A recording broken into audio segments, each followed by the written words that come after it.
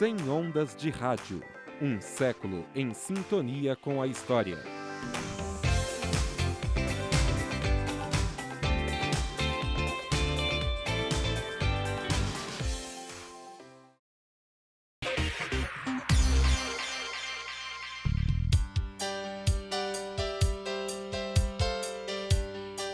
Sejam muito bem-vindos, está no ar mais um programa do 100 Ondas de Rádio na Rádio Mackenzie. Eu sou o Lucas Monteiro, o Botuca do Arquibancada, e quem apresenta o programa hoje comigo é o Gabriel Davi.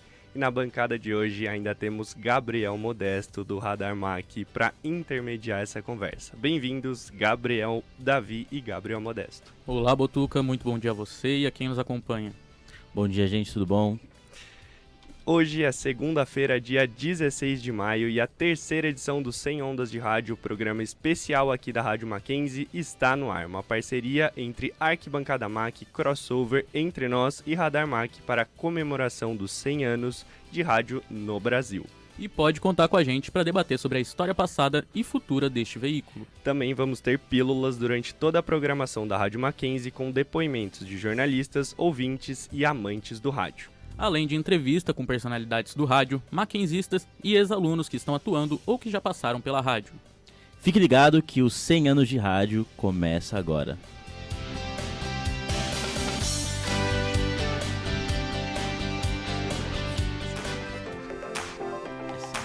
Cem ondas de rádio. Um século em sintonia com a história.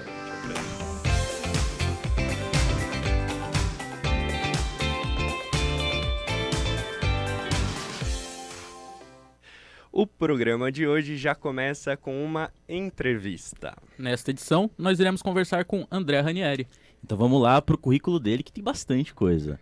Ele que trabalhou na Rádio Jovem Pan por 6 anos como repórter, apresentador, comentarista, coordenador e ainda produtor. Atualmente ele é repórter da Rádio Energia 97 e ainda realiza uma pesquisa sobre a manifestação das ideologias na contemporaneidade. Muito bom dia, André Ranieri. Fala, Gabriel Modesto, Gabriel Davi, Lucas também. É muito legal participar com vocês mais uma vez. Acho que nesse estúdio aqui é a segunda vez que eu venho. Tem outro estúdio que é da Arquibancada Mac também, que eu já vim umas 2 vezes. E sempre muito legal conversar com vocês. Obrigado pelo convite. Nada. Bem-vindo, André. Bom dia, André. Mas antes, só um recadinho para os nossos ouvintes e para quem nos acompanha nas redes. Pode avisar para geral que o 100 Ondas de Rádio já está no ar e você pode ouvir em mackenzie.br. André, só pra gente começar a entrevista, eu queria fazer uma pergunta que eu costumo fazer. Como era o pequeno André Ranieri e como surgiu o amor dele pelo esporte? Então, quando eu era mais novo, assim, eu sempre gostei muito de futebol, né? Eu assistia... Eu não tinha a opção que a gente tem agora de ver o streaming, sei lá, o Star Plus passa a ESPN, ou tem ESPN, Fox, tem todos os veículos de rádio, o YouTube transmite futebol, basquete, então tava na televisão, você assistia naquele momento, então eu ficava zapeando atrás de futebol, eu tinha, sei lá, 10 anos e eu ficava zapeando, e aí tinha a Rede Vida, tava 3ª divisão do Campeonato Paulista, e aí eu assistia porque era o que eu mais gostava, assim, uma das coisas que eu mais gostava de fazer, tanto que no colegial, na escola, tinha um amigo meu que ele fez, quando a gente terminou, acho que o 3º colegial, ele fez uma caricatura de todo mundo, assim, um cabeção no corpinho, e ele colocava alguma coisa característica de cada um. E no meu era eu segurando o jornal Lance, né, porque eu comprava praticamente todos os dias o jornal Lance, gostava muito, né, de consumir tanto futebol, o Lance é legal por isso também, ele trazia outros esportes. E como eu ia no estádio bastante, né, porque tem um tio que ele é corintiano fanático e ele me levava, e aí eu via os repórteres atrás do gol, eu achava o máximo, eu falava, nossa, um dia eu quero muito estar ali atrás do gol, vendo de perto, né, a história sendo feita, digamos assim.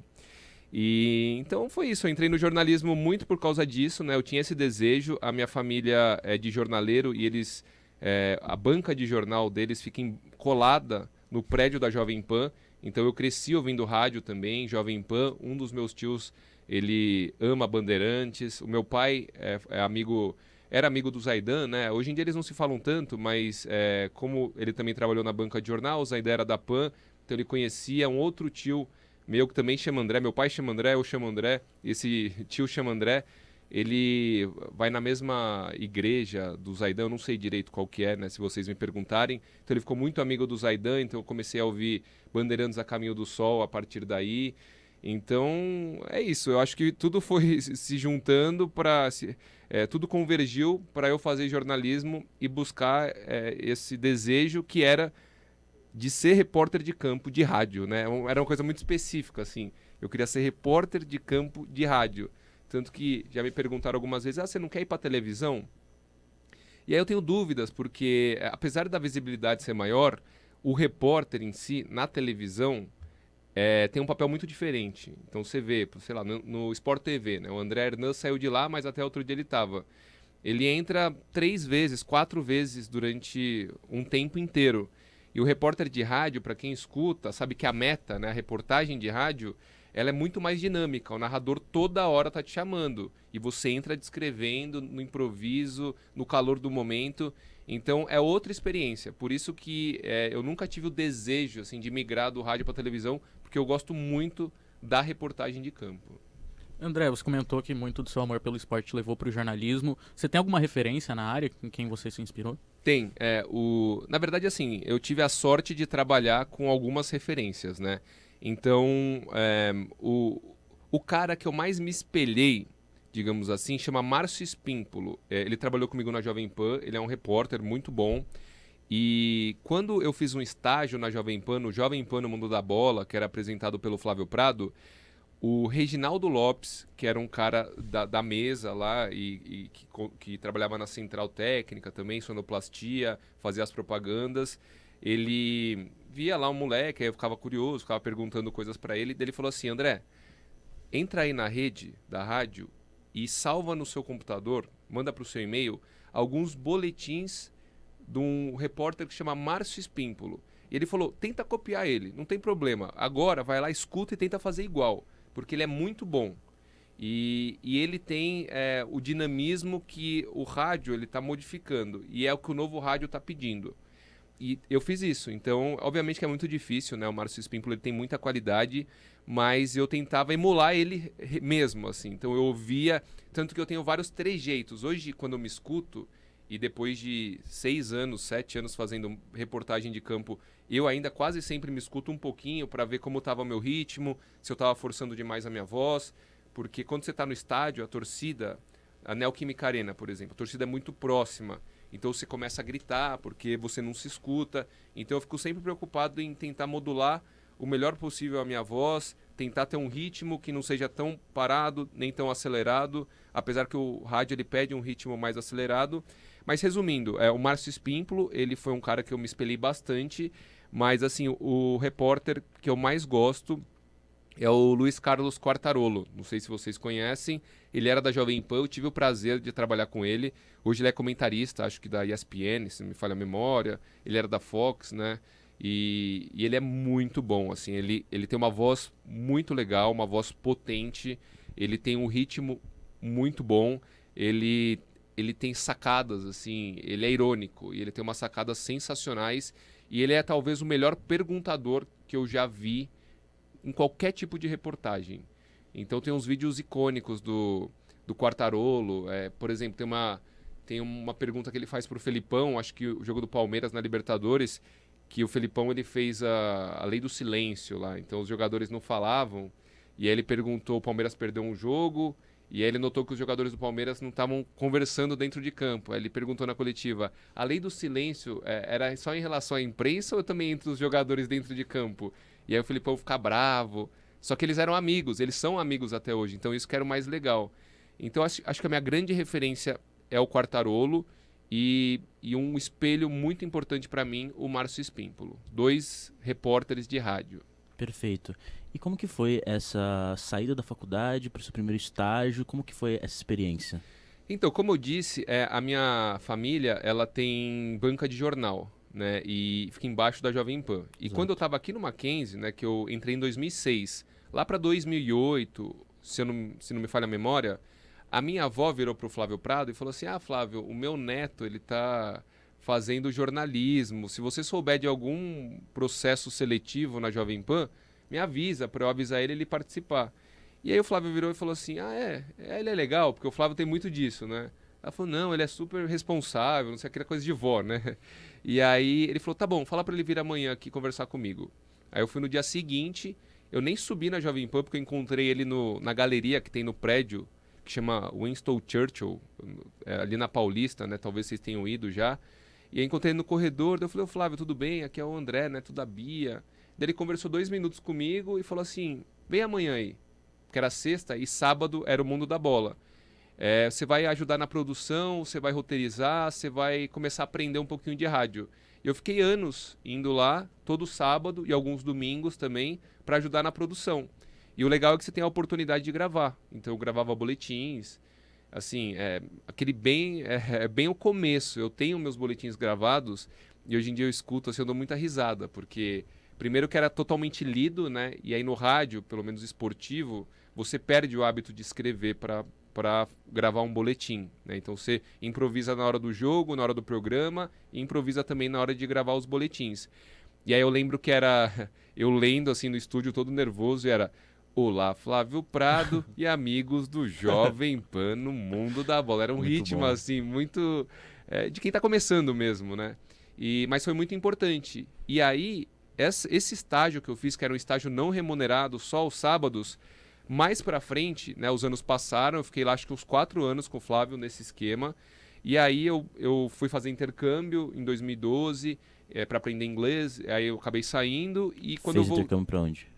Estados Unidos. Eu Legal. fiquei 5 meses em San Diego, né, na Califórnia, e mais 5 meses em Greenville, que é uma cidade na Carolina do Sul, né, que é uma cidade menorzinha, assim. Então eu fui para os extremos, né, nos Estados Unidos. E aí um mês fui para Chicago, eu fiquei viajando, eu tinha um pouco de dinheiro ainda que eu tinha juntado, e aí eu viajei e depois voltei para o Brasil. Só que quando eu voltei, eu não voltei para o mundo da bola. Eu voltei para uma assessoria que eu trabalhava, que chama Reis Comunicação, né? Tenho até hoje contato com o pessoal, é uma excelente assessoria. E aí um dia, por coincidência, tinha uma pauta de uma empresa que a gente assessorava, que era uma empresa de arquitetura que chamava Arup. E eles fizeram o Ninho do Pássaro, o estádio do Shakhtar Donetsk, que eles faziam vários estádios. E aí eu falei assim, Flávio, liguei pro Flávio, falei, Flávio, eu tenho uma pauta aqui, acho que talvez seja interessante para você, entrevistado de domingo. Eu quero. Aí a gente combinou o dia, então eu ia passar lá um porta-voz para ele ligar. E fui tomar banho, quando eu voltei, meu tio fala assim, porque não era, eu acho que até tinha celular, mas eu acho que ele ligou no fixo em casa, ou no meu celular, eu não lembro. Mas o meu tio, que também trabalhava na banca, conhecia ele, ele virou e falou assim, o Flávio te ligou aí. Eu falei, acabei de falar com ele. Aí eu liguei pro Flávio. Ele falou assim, André, acabei de lembrar aqui, a Jovem Pan tá precisando de um produtor. Você não quer fazer a experiência, são 15 dias de experiência? Ele falou, o que você vai fazer é mais fácil do que você fazia no Mundo da Bola. Porque o Mundo da Bola era um programa de 4 horas e meia. Pra você produzir, não era tão simples. E eu seria produtor do Pique na Pan, que tinha 2 horas de duração. Ele falou assim, é só pro Vanderlei Nogueira, né, que era o chefe na época, te conhecer. Se ele for com a sua cara, você tá dentro. Mas assim, 99% de chance de você tá dentro. Eu falei, beleza. E aí foi isso, em 2014 eu fiz esses 15 dias de experiência no fim de 2013, né, em dezembro de 2013. No dia 2 de janeiro de 2014 eu fui registrado e comecei na Jovem Pan como produtor, aí coordenador, e aí plantão, né, repórter, apresentador, comentarista, aí você vai aprendendo a fazer um pouquinho de cada coisa. André, você citou seu primeiro contato com a rádio. Eu queria perguntar se você tinha o sonho de trabalhar com a rádio já, e dentro do jornalismo, você pensou em fazer alguma outra área fora o jornalismo esportivo? Então, eu queria mesmo trabalhar no rádio e com esporte, né? Esse era o meu objetivo, quando você traça. Quando eu entrei na faculdade, eu comecei a pensar em outras possibilidades também, né? Você vê que tem muito mais coisa para você explorar, etc. Mas ainda assim, a minha maior vontade era essa. Quando eu entrei na Jovem Pan, e aí eu fui contratado para produzir o Pique na Pan, que era um programa de esporte que estava no ar, sei lá, há 25 anos, ele acabou, sei lá, 3 meses depois que eu entrei. Então me avisaram, o Pique da Pan acabou. E aí eu fui produtor do Pan News, que era um programa da Jovem Pan de 2 horas, que eles faziam Pan News ao vivo, né, que era no horário do Pique da Pan. E aí eu acabei trabalhando com notícias, né, com hard news nesse primeiro momento, e foi bem legal também. Né? Eu até penso assim, em eventualmente trabalhar com isso, mas a minha maior vontade é que, como as coisas vão mudando, né, então você vai... hoje eu penso uma coisa, amanhã eu penso outra, então eu tenho muita vontade de dar aula. Tanto que eu fiz um mestrado no próprio Mackenzie aqui, terminei no fim do ano passado. O curso é Educação, Arte e História da Cultura, um curso bem legal, interdisciplinar. E a minha orientadora foi a Rosana, que foi minha professora né, na graduação, isso foi muito legal também. Encontrei o Vanderlei está fazendo doutorado, então tiveram algumas disciplinas que a gente fez junto, então isso é muito legal, né? Outros professores também, a Lenise. Então, assim, talvez isso possa acontecer, quase aconteceu nesse ano, né? Um veículo de rádio entrou em contato comigo, e aí eu faria esporte, mas não só esporte, também notícias. Então 70% ia ficar no esporte, 30% com hard news e apresentação também de noticiário. E é uma coisa que me chama muito a atenção, né? Então eu toparia fazer, mas aí agora eu estou na Energia e eu me firmei lá, então estou fazendo muitos jogos, então estou muito feliz. Né? Então não sei, pode ser que mais para frente eu trabalhe não só em outra plataforma, sei lá, YouTube, streaming, televisão, mas o que eu mais gosto é rádio mesmo. Agora o esporte eu gosto, mas notícia também eu veria com bons olhos nesse momento, assim, o hard news, né? Agora que você entrou nessa questão do mestrado, de dar aula, foi uma coisa que me chamou bastante a atenção. Imagina ter aula com ele, deve ser sensacional. Como que surgiu essa vontade de dar aula? Alguém te incentivou? Como é que foi isso? Na verdade, assim, quando eu estava na Jovem Pan, em 2017 e depois bastante em 2018, surgiu essa onda reacionária que estava circundando vários países, né? Então já tinha o Trump nos Estados Unidos, Boris Johnson, o Brexit na Inglaterra, e em alguns outros lugares também, na própria Itália. E aí eu vi na Jovem Pan essa mudança, né, de uma rádio de centro-direita, digamos assim, que historicamente a Jovem Pan foi uma rádio liberal, mas uma rádio moderada. E o momento em que eles migraram do Alckmin para o Bolsonaro, né? Foi uma mudança bem radical. Foi uma mudança bem radical. Inclusive, até bastidor isso, acho que eu nunca falei no ar, mas teve um dia que o próprio dono da rádio, né, o Tutinha, que é filho do seu Tuta, né? O seu Tuta se aposentou, assumiu o Tutinha, e ele meio que falou, assim, abertamente, falou, o Alckmin eu acho que ele não vai ter chance, ele está esvaziando, não sei o quê, então a partir de agora... a cobertura, eles iam fazer uma cobertura especial em relação ao Bolsonaro também. Obviamente que eles cobriam todo mundo, né? Mas o foco, assim, que por exemplo era Haddad e Alckmin, ele foi também transferido para o Bolsonaro, que estava ascendendo. Então era uma terceira força dentro daquela eleição que surgia, e eles falaram, vamos dar uma atenção especial para isso também. Né? Então, e aí começou a ter, né, essa cobertura mais próxima e um certo alinhamento ideológico que acontece. Na verdade, assim, até isso é uma questão minha. Na universidade aqui, vocês aprendem, eu aprendi, da imparcialidade. Mas no mestrado, por exemplo, a gente começa a repensar a questão da imparcialidade, porque a gente tem uma visão de mundo, ponto. Né? Então, é impossível você ser imparcial. O que você tem que ser, você tem que ser correto, você tem que ser justo, entendeu? Então a sua cobertura é essa. Tanto quando a gente vai... vários professores falam pra gente no mestrado, quando você vai ler um livro, você tem que saber quem está escrevendo, qual que é o background que ele tem, quais são os autores bases que ele tem, para quem ele está escrevendo, e aí você não vai se decepcionar com ele. Então, por exemplo, quando eu assisto o Jornal Nacional, a Rede Globo, eu sei que ideologicamente a Globo ela tem um tipo de pensamento. Então é uma emissora que tem um pensamento liberal, mas que ao mesmo tempo é progressista. Né? Então muita gente fala assim, a Globo é de esquerda, a Globo é de direita. A Globo depende, porque a questão da direita e esquerda ela é confusa também e ela é complexa. Então se você for ver o Luciano Huck, Ele é um cara de esquerda nas pautas identitárias, então luta LGBT, QIA+, luta por igualdade racial, etc. Pelo menos no posicionamento ele é assim, mas ele é um neoliberal. Então ele é de direita. Então o que é o Huck? Ele é direita ou esquerda? A Vera Magalhães, de direita ou esquerda? É difícil de você... A gente tem que parar com essa ideia de maniqueísmo, esquerda, direita, bem, mal. Exato, exato. Inclusive, eu acho uma coisa muito legal da Rádio Mackenzie, porque aqui, como é uma rádio universitária, a gente traz pessoas aqui que acabam conversando com a gente, isso vai agregando no nosso currículo, a gente às vezes sai de uma aula, tipo, eu acabei de sair de uma aula de geopolítica e a gente estava conversando exatamente sobre isso, sobre essa questão do jornalismo, que teve a influência na ditadura com o jornal, o Globo e etc. E, tipo, é muito legal isso, poder ter esse bate-papo com alguém que já tá lá na frente. E a gente tem que... E, por exemplo, isso é muito legal, né, que você está falando. Você teve uma aula que ela pega a totalidade, né? Usando um conceito até marxista, ele fala em totalidade. A gente não pode pegar e fazer uma análise direcionada em um único ponto.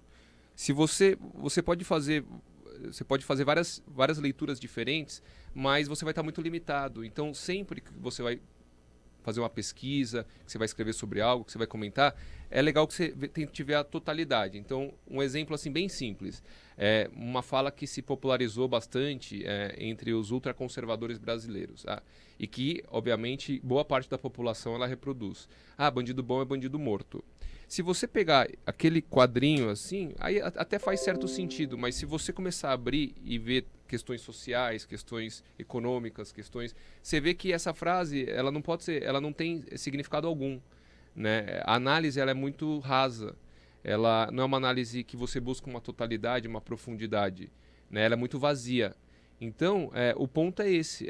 Tudo que a gente faz no jornalismo, a gente tem que tentar fazer, como eu disse, um trabalho justo. A gente tem que ser justo com os nossos ouvintes, telespectadores, leitores. Eles têm que saber. Então, eu acho que assim é interessante que as pessoas elas deixem mais ou menos clara qual que é a visão de mundo que ela tem, entendeu? Pro telespectador saber o que ele está consumindo. Então, quando eu vejo a Globo, voltando para o exemplo do Jornal Nacional, eu sei que a Globo ela sempre foi muito alinhada ao humorismo, né? Então, tanto que quando ele saiu do governo Bolsonaro, a primeira entrevista, o primeiro áudio que ele mandou foi uma exclusiva para o Jornal Globo, ele abastecia repórteres da Globo. Então, eu vejo assim, eu tenho a consciência daquilo, você tem a consciência, você pode concordar, discordar, eu não sou humorista, eu sou humorista. Não sei. Então você sabe que a cobertura da Jovem Pan é uma cobertura, hoje, é uma cobertura mais radicalizada à direita. Já não foi. Aí você sabe que tem o Reinaldo Azevedo, que ele é um cara de direita, mas ele é um cara muito mais moderado e que até em alguns momentos ele é até empurrado um pouco para a esquerda, mesmo sendo um liberal, mesmo sendo um conservador, mesmo tendo como base de leitura, sei lá, Edmund Burke, que é um conservador, mas um conservador clássico, aquele legítimo, não isso que a gente vê hoje, porque esse conservadorismo que a gente vê hoje é um conservadorismo muito mais nocivo, ele não é um conservadorismo intelectualizado, como existe na literatura. Né? Então, por exemplo, eu como um cara, eu me considero um cara de esquerda, por uma série de fatores. Eu consigo facilmente ler um intelectual de direita, um bom intelectual de direita, e falar, nossa, tem muitas coisas legais que ele está falando aqui. Mas isso que a gente está vivendo hoje em dia, essa alucinação de você colocar um infectologista para debater com um cara que não tem o Osmar Terra, que você não tem o menor conhecimento, então isso eu acho meio preocupante. Entendeu? Esse tipo de conservadorismo que a gente vê hoje, não o conservadorismo clássico, né, que é um conservadorismo que vem sendo debatido há muito tempo já. Eu acho que uma palavra que você falou que define tudo isso, no começo da sua fala, você falou sobre esvaziamento. A gente está vivendo no Brasil hoje um esvaziamento cultural, um esvaziamento intelectual. Exatamente, e somado a isso, a questão da desinformação, que é uma desinformação direcionada, ela não é uma desinformação que acontece por acaso, ela é produzida, ela provoca uma cacofonia onde as pessoas elas perdem a barreira entre o real e o ficcional. Então, o que é feito?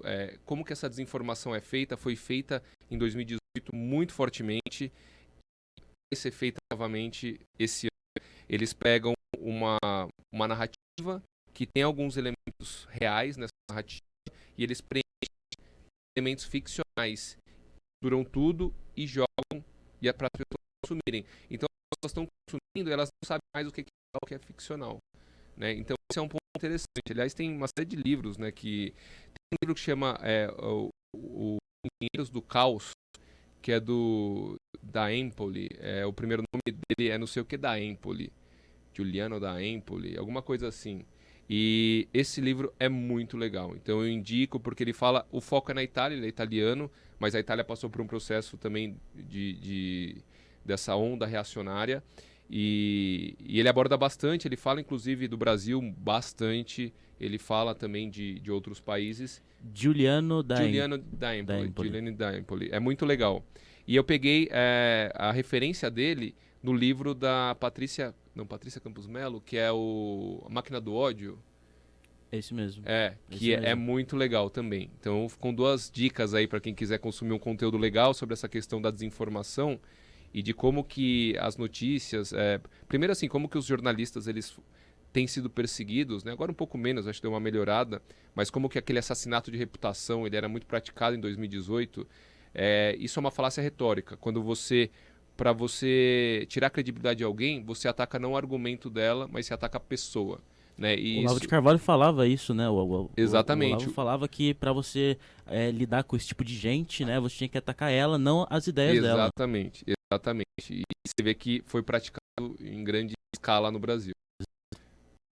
André, agora vocês estão falando aí sobre a parte política, e relacionando com a parte do esporte, que você acha um debate muito grande na sociedade, se esporte e política devem se misturar. Qual a sua visão sobre isso? Eu acho que, na verdade, o esporte, ele faz parte da política, né? Não da política institucional, aquela política tem o deputado, tem o vereador, tem o governador, tem o presidente, mas o esporte é política pura. Por quê? O esporte, ele propicia que uma camada da sociedade, ela ganhe status de uma pessoa respeitável, né? Uma das poucas ferramentas, na verdade, que faz com que um marginalizado pela sociedade, ele se erga e ele fique no topo da sociedade. E isso eu acho maravilhoso, né? Por que eu acho... O Flávio Prado, até, ele fala...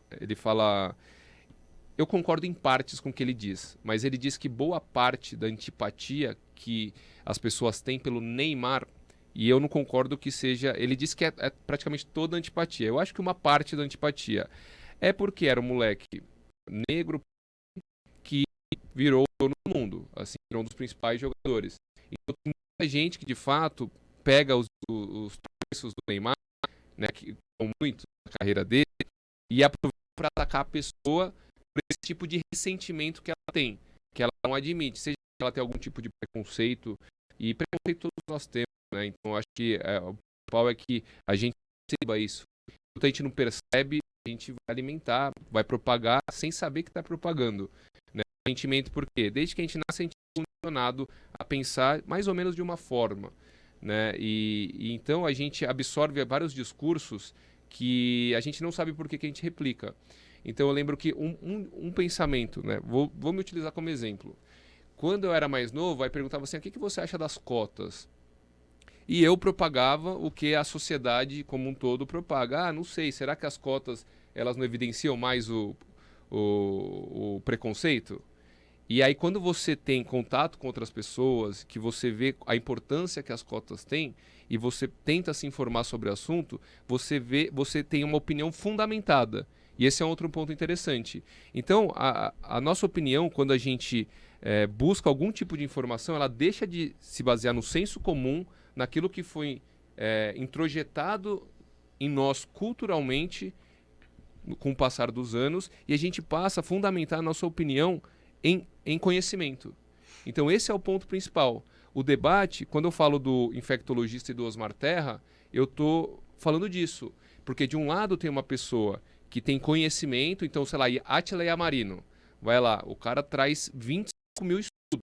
Pode ser que os estudos, obviamente, o método científico, ele não é a prova de erros. Pode ser que alguma coisa não se concretize, o estudo ele não fala assim, ó, isso aqui é a fórmula perfeita, vai acontecer. Não é absoluta, assim. Exato, Erra. E se modifica, Exatamente. e ela vai se modificando. Pô, percebemos que é assim, assado. Só que ele traz, ele fundamenta a opinião dele, é bem fundamentada. E aí, do outro lado, tem uma outra pessoa, pegando o do Osmar Terra, que ele não fundamenta em nada, só senso comum. Então ele fala assim, ó, vão morrer 500 pessoas. Você fala, mas onde você viu isso? De onde você está tirando? De lugar nenhum.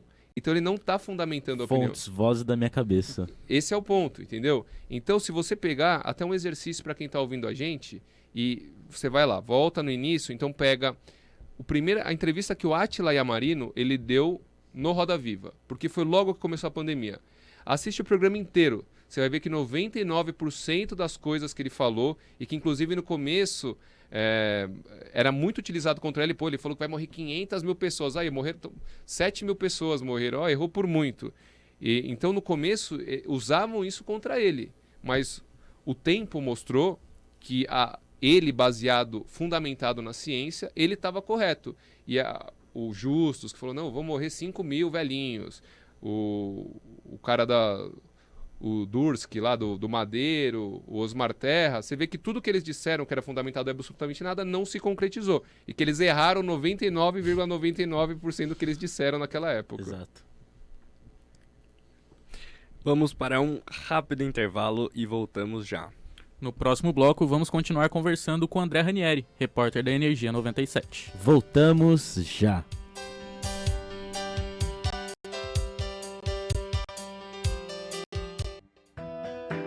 Estudar é uma forma de ampliar horizontes. E no Mackenzie, sempre é hora de aprender. Não importa se você é criança, adolescente ou adulto. Porque aqui, você sempre encontra educação de qualidade. Do ensino fundamental à pós-graduação. Descubra o que o Mackenzie pode oferecer. Mackenzie, um mundo para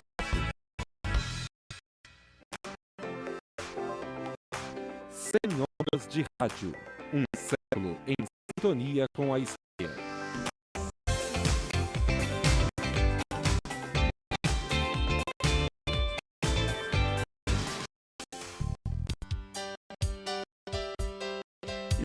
De volta com André Ranieri, repórter da Energia 97. No último bloco, falamos sobre o começo da carreira de André e a relação dele com o rádio.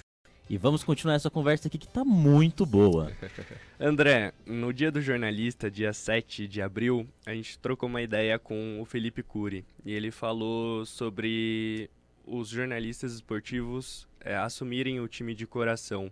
Queria saber a sua opinião, porque o Felipe Cury, ele disse que não assume por questão de segurança. Então, eu entendo muito, aliás, conheço ele é super legal, então encontro ele várias vezes em coberturas esportivas, um baita profissional.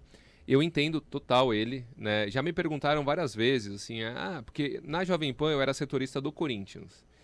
E aí teve até um episódio que vocês talvez saibam do Carille, a coletiva do Carille e tal. E aí depois, até no próprio Google, eu lembro que quando você colocava meu nome, aparecia do lado que time torce. Porque achavam que, pelo questionamento que eu fiz ao Carille, eu era anti, sei lá, o torcedor tem muito isso. Então eu acho que parte muito mais da imaturidade de parte dos torcedores. Então tem essa questão da segurança em si. Eu, particularmente, enquanto telespectador, eu acho que não vejo problema nenhum, porque todo mundo torce para um time. Se o cara começou a trabalhar com futebol, provavelmente é porque ele era apaixonado pelo time de infância, de coração. Né? Sempre que me perguntaram, eu falei, então, corintiano. Corintiano, sou corintiano. Mas eu nunca fiquei com a plaquinha, assim, sou corintiano, falando aos quatro ventos. E tem um outro detalhe, pelo menos em relação a mim, né? Depois de um tempo, você não se preocupa em nada com o desempenho do seu time do coração em campo. Então, eu vou lá cobrir o Corinthians, e ela na Neoquímica Arena. Quando eu voltava, o que determinava o meu grau de felicidade ou de satisfação era o quê? O meu desempenho como repórter. Então tem dia que o seu reflexo não está tão bom, tem dia que você dá umas panguadas, umas gaguejadas, e o seu ritmo não está bom, você está desatento. Então quando o Corinthians poderia vencer por 5-0 um clássico, eu voltava meio chateado, falava, hoje não foi o meu melhor desempenho na reportagem. E o Corinthians podia perder de 5-0 se eu fiz uma boa meta, se eu fiz boas perguntas, se eu estava com reflexo em dia, se eu tive algumas tiradas legais, eu voltava todo feliz, entendeu? Então, assim, para mim é diferente, eu até prefiro trabalhar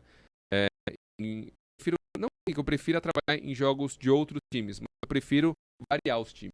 Então, na Jovem Pan eu bastante, eu fazia Corinthians, eu fazia Palmeiras, Santos, o São Paulo. Agora na Energia eu faço muito Corinthians e São Paulo. Então você vai ficar sempre no mesmo time. Eu gosto particularmente. E é curioso porque assim, eu nunca escondendo o meu time, como eu faço um trabalho justo que eu falei para vocês. Então eu não tô torcendo ali. Eu tô reportando o que eu tô vendo, eu tô sendo justo com os ouvintes. Então, quando eu vou principalmente no estádio do Palmeiras, quando eu ia na época da Jovem Pan, tinha muito palmeirense que falava assim: ô, Ranieri, cumprimentava, pô, gosto do seu trabalho. No Twitter tinha muito palmeirense que me seguia, eu não entendia muito essa lógica, né? Então eu nunca tive problema. Eu, apesar de assumir, a maior parte das pessoas não sabe qual que é o meu time, porque quando eu falo, que time quando eu pergunto, é entrevista que algumas pessoas veem só, então alguns sabem, alguns perguntavam nas redes sociais, eu falava, não, time de infância é Corinthians. Mas isso não interfere em nada no meu trabalho e eu não torço mesmo. Então eu não assisto o jogo do Corinthians torcendo, eu assisto porque eu gosto de futebol. Né? Então tem essa diferenciação, pelo menos em relação a mim. Perfeito. Uma coisa assim, eu não sou muito da área do esporte, assim, acompanho. Só que hoje em dia eu tô estagiando na Rádio Bandeirantes com essa área de esportes. Que legal. E eu queria entender, que você desse uma dica, alguma coisa que a gente tem que ficar ligado pra a gente que é repórter de campo. Alguma dica, tipo, o que eu vou olhar no jogo, o que eu vou analisar, qual a sua dica para esse estudante que quer seguir nessa área? Bom, a primeira coisa que eu acho que ele tem que fazer, pensando na transmissão, né? Faz de conta que ele fala assim, meu sonho um dia é fazer reportagem de campo, né? Que é o que eu faço, por exemplo.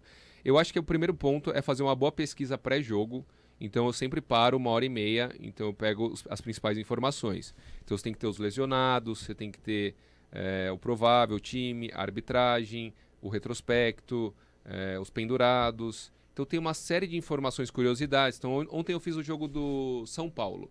Então o Volpi, ele está indo para o Toluca do México, então eu peguei todas as informações, a negociação, o contrato dele e até o fim de 2023, o Toluca vai pagar tanto, ele fez tantos jogos pelo São Paulo, ele conquistou o título paulista.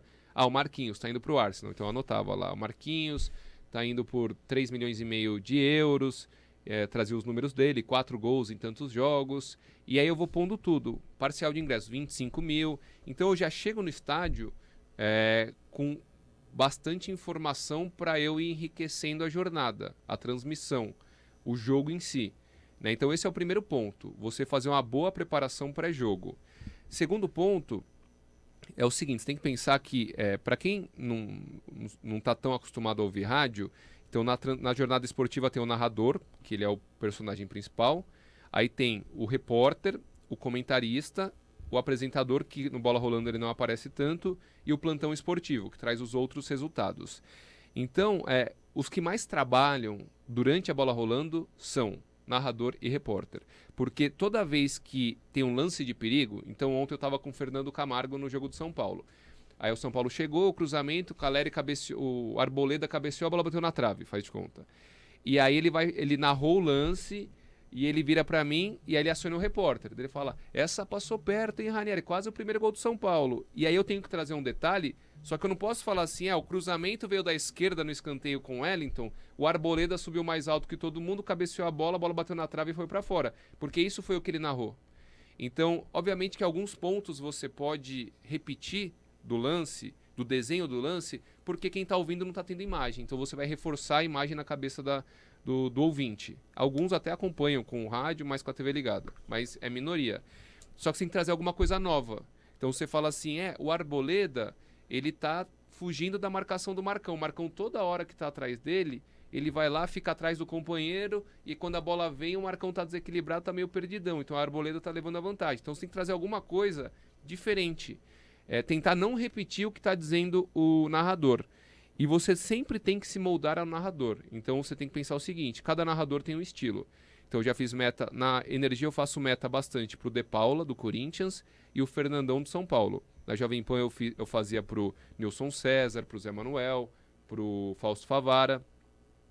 E aí você tem que se moldar ao narrador. O Nilson é um cara que, se a gente esticasse demais na meta, ele atropelava. Então, se é novo, você está lá falando, está esticando, está longo o seu detalhe, ele já entra em cima de você e volta a narrar. O Zé Manuel já não fazia isso. Então você tem que entender como que funciona cada narrador e se moldar a ele. Acho que isso, para um repórter de campo, é o principal. Isso que eu acho muito legal do repórter de campo, porque você conta uma história do jogo, né? Sim. Além de você informar, você tá, tipo, transmitindo aquilo que o cara que você tá ali atrás do gol, cara. Você vê o lance de perto, isso é muito maneiro. E tem, por exemplo, o Vanderlei Nogueira, ele que foi um dos, talvez o maior repórter de campo, assim, porque o conhecimento dele de futebol nem é tão profundo, mas ele era um showman, né, quando ele fazia a meta. Ele brincava com o lúdico, ele aproveitava muito o fato do rádio não ter imagem. Então ele ia descrevendo e você ia montando aquilo na sua cabeça, ele imitava a voz do zagueiro conversando com o atacante, do árbitro. Era um show, assim, era lúdico que ele fazia. Então isso é muito legal que o rádio tem a oferecer também. Você brincar e aí você deixar o jogo que nem é tão interessante, mais interessante só nessas brincadeiras. Perfeito. Do rádio, a gente pergunta aqui, já que tá falando dos 100 anos de rádio, você acha que o rádio ainda tem espaço na lógica que a gente tem de hoje, do jornalismo, de um mundo cada vez mais interligado? Você acha que o rádio ainda tem o seu espaço?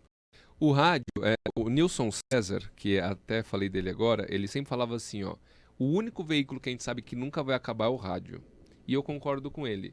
O rádio, ele tem o poder de se adaptar às mudanças tecnológicas que nenhum outro veículo tem. O rádio, ele era o que dava informação primeiro, por exemplo, né? E aí, a televisão, quando surgiu, falou, o rádio vai acabar. O rádio não acabou e a televisão, na verdade, ficava de escuta no rádio, pegando a informação do rádio, porque no rádio era primeiro. O rádio, como você pode mandar um repórter com o celular ou com um telefone fixo naquela época, um orelhão, e o cara tava no meio do caos, pegando fogo, já mandava um repórter, ele já ligava, eu tô aqui na frente olhando, não sei o que.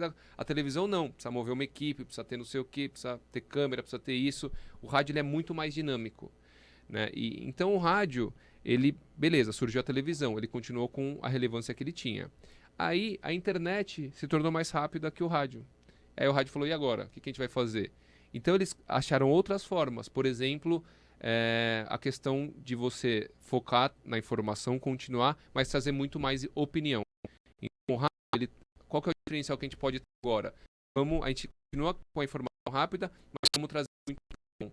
Então o rádio ele ficou opinativo, ele ficou falado, ele ficou muito mais, né, toca menos música hoje em dia, então tem opinião. Aí falou assim, mas agora tem streaming, tá surgindo o YouTube, e agora vamos colocar imagem, vamos transmitir no YouTube.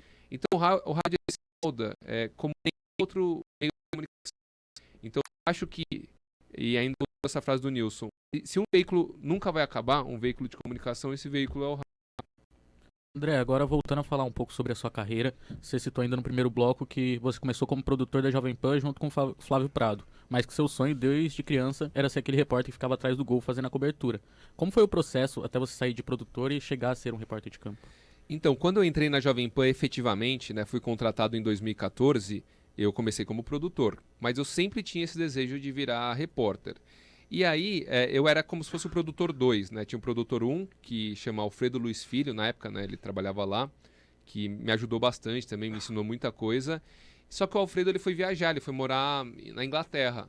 E aí o Vanderlei virou pra mim, depois de, sei lá, um ano, acho que mais ou menos um ano, virou pra mim e falou assim, André, o Alfredo vai embora, eu quero te fazer uma proposta pra você assumir o lugar dele na produção, pra virar o produtor principal, digamos assim. E aí eu falei pra ele que não queria. Ele falou, não, mas você vai ganhar mais. Eu falei, não, mas eu não quero. Eu não quero porque se eu for pra produção agora dessa forma, eu vou ficar preso, eu não vou conseguir sair e o meu desejo é de ser repórter. Eu lembro até de uma frase que ele falou que foi muito marcante assim pra mim. Ele falou, André, não dá pra todo mundo tocar violino. Eu falei, não tem problema. Eu espero todo mundo tocar violino bastante tempo e uma hora eu vou querer tocar também. Eu posso esperar, não precisa ser... Tô falando que eu quero ser agora repórter. Mas eu quero continuar onde eu tô porque a chance de, quando dá uma oportunidade, eu poder ser deslocado para reportagem, ela é maior onde eu tô agora. E aí ele ficou até meio contrariado, assim, gostou muito, e eu até pensei, eu falei, nossa, sei lá, acho que eu posso até ser mandado embora, sei lá, né, porque não quis migrar, né, pro produtor 1, né, digamos assim. Mas aí, por pouco tempo, ele começou a me escalar na reportagem, 2016, eu acho que a primeira reportagem que eu fiz foi Copa São Paulo de 2016, semifinal, e ele já me colocou num jogo em loco, assim. Não, aliás, isso foi no fim de 2015, então eu tava com 1 ano e 8 meses de rádio, assim, e eu bati o pé que eu queria ser repórter, queria esperar, né, a chance da... E aí, logo no início do próximo ano, Copa São Paulo, mas também ele me colocou num jogo muito difícil, que foi semifinal de Copa São Paulo, Corinthians e Cruzeiro, na Neoquímica Arena, que era só a Arena Corinthians na época, com o estádio lotado. Eu nunca tinha feito nem tubo, né? Pra quem não sabe, tubo é quando você transmite o jogo do estúdio olhando a televisão. Aí você simula como se fosse, né? E eu fiz do estádio, em loco, direto, um jogo grande, com Quartarolo. O Quartarolo fazia o Corinthians, eu fiz o Cruzeiro. Mas foi muito bom, assim, eu tava super nervoso. Devo ter sido meio tragédia no jogo, mas eu fiz e depois fui ganhando as primeiras oportunidades.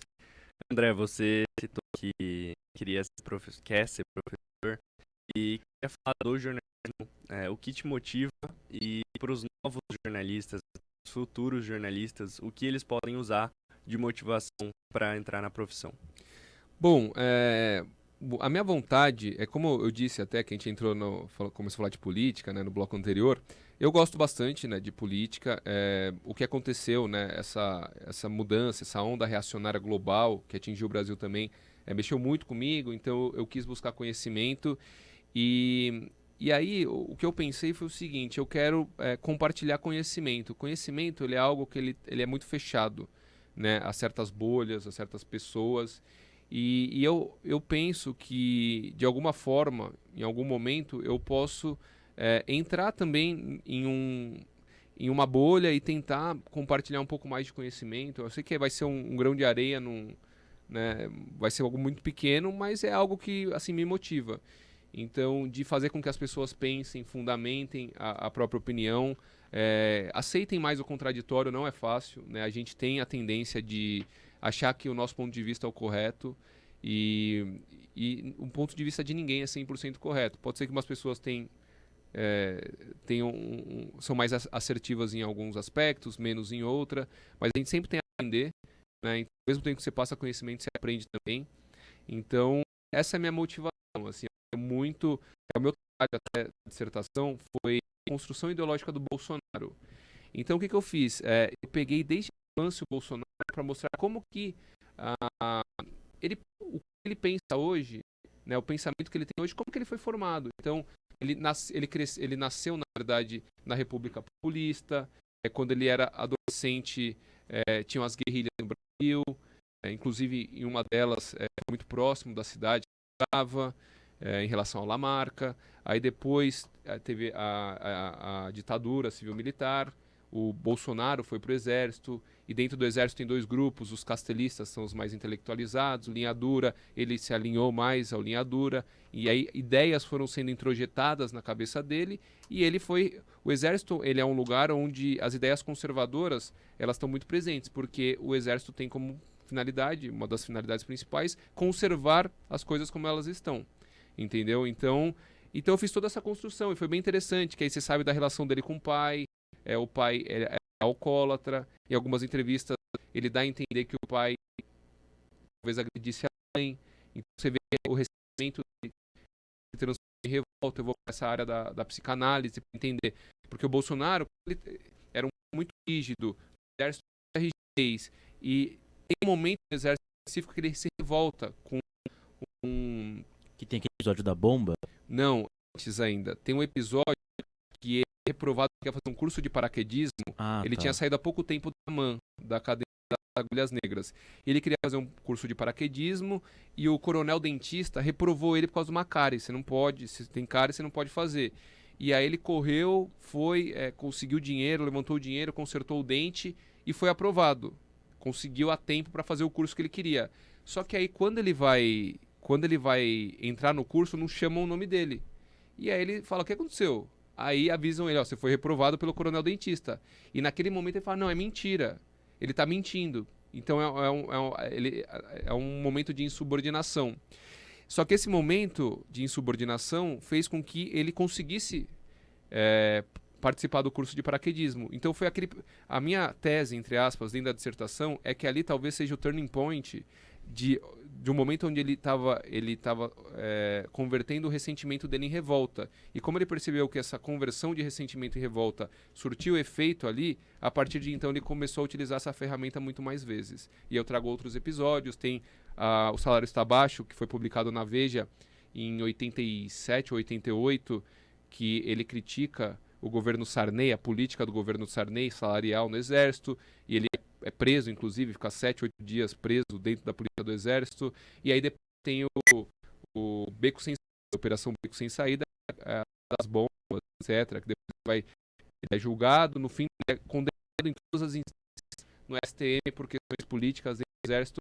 Ele é absolvido, mas meio que um acordão para ele sair logo depois que ele fosse absolvido. Inclusive fica aqui um recado aqui pro Vanderlei, pro Hugo Harris, porque eu quero, por favor, uma aula com esse cara aqui, ó. Então, por favor, vocês providenciem isso.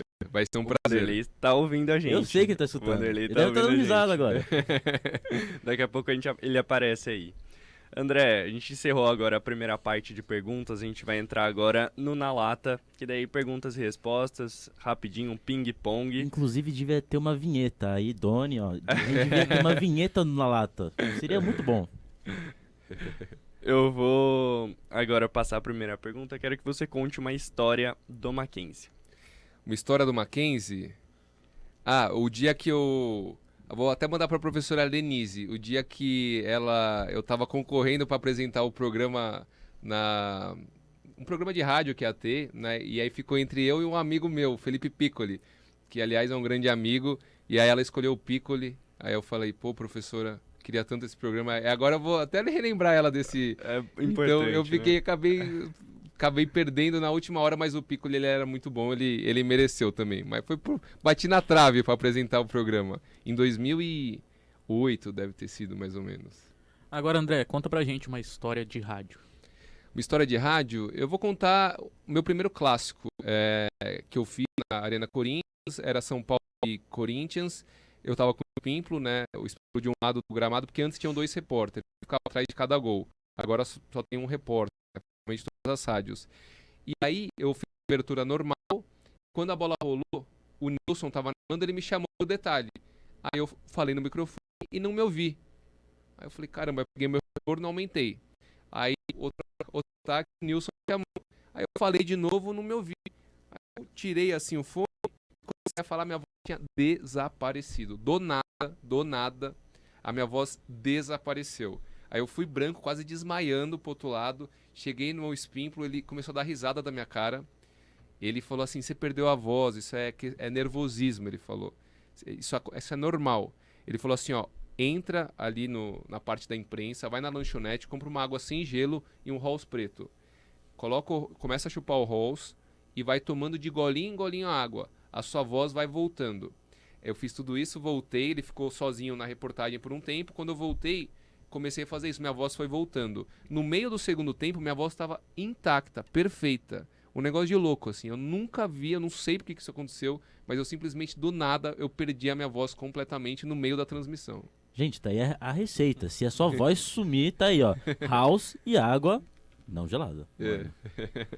Tá, agora vamos pra uma amizade no jornalismo. Uma amizade, eu sou muito amigo do Marco Belo. O Marco Belo, que é setorista do Corinthians na Transamérica. Quando eu comecei a fazer o setorismo no Corinthians, que eu fui pro CT e não sabia nem onde plugava o gravador, o Sgrillis, Rafael Sgrillis e o Marco Belo foram 2 caras assim que foram muito legais comigo. O Sgrillis, como ele não continuou tanto tempo no setorismo, e o Marco Belo sim, então é uma amizade que eu levo até hoje. A gente se fala, participa, ele tem canal no YouTube, vira e mexe eu participo também, e ele é muito legal. Uma reportagem de campo marcante, fora São Paulo e Corinthians. A reportagem de campo mais marcante, eu acho que eu tive... Não, foram algumas, né? O título do Corinthians, o jogo contra o Fluminense em 2017, que o Corinthians venceu na Neoquímica Arena e foi campeão. Jogão. Foi um jogão, a torcida fez uma festa, foi minha segunda final, mas era um campeonato brasileiro.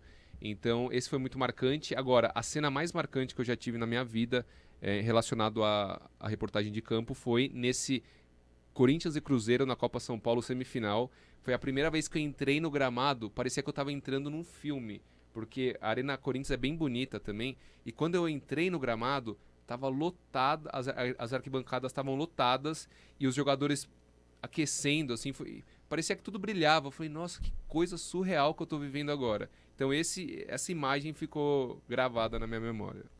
Agora, André, um sonho profissional. Eu tenho muita vontade de dar aula. Eu pretendo um dia, eu não sei se vai ser possível, mas eu queria muito continuar fazendo reportagem de campo, que eu gosto mesmo, e conciliar isso com a docência, né? Se eu conseguir fazer, hoje o meu principal objetivo é esse. Vamos agora fazer o André Ranieri, depois a gente termina com essa. Então, uma que eu costumo fazer para os entrevistados também, André Ranieri é...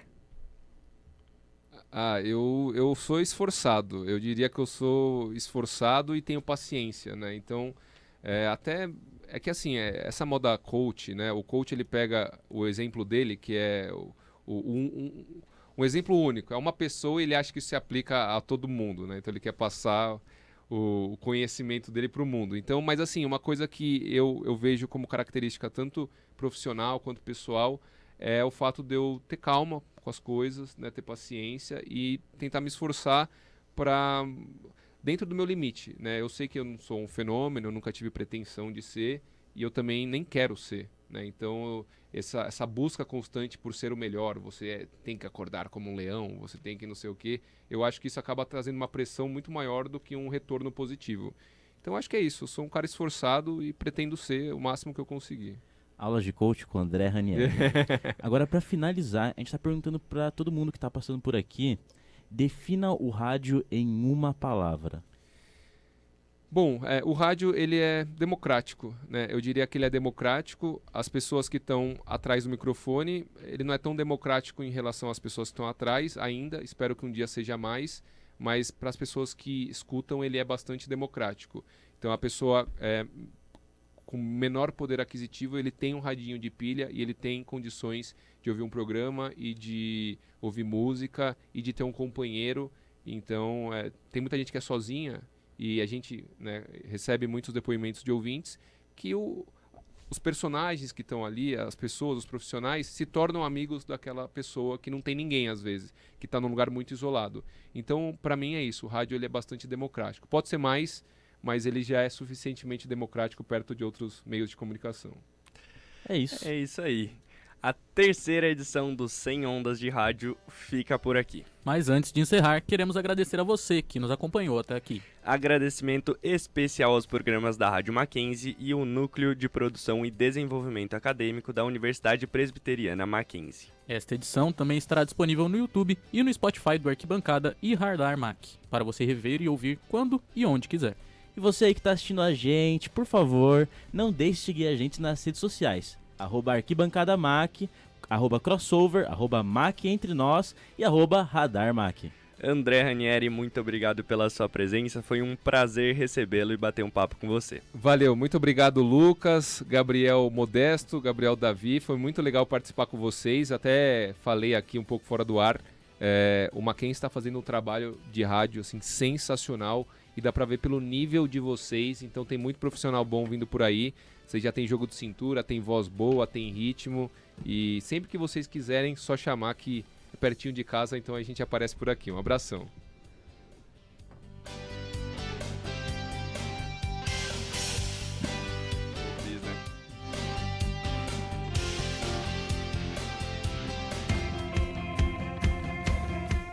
O programa 100 Ondas de Rádio é uma produção dos alunos do Mackenzie em parceria com o Núcleo de Produção e Desenvolvimento Acadêmico da Universidade Presbiteriana Mackenzie.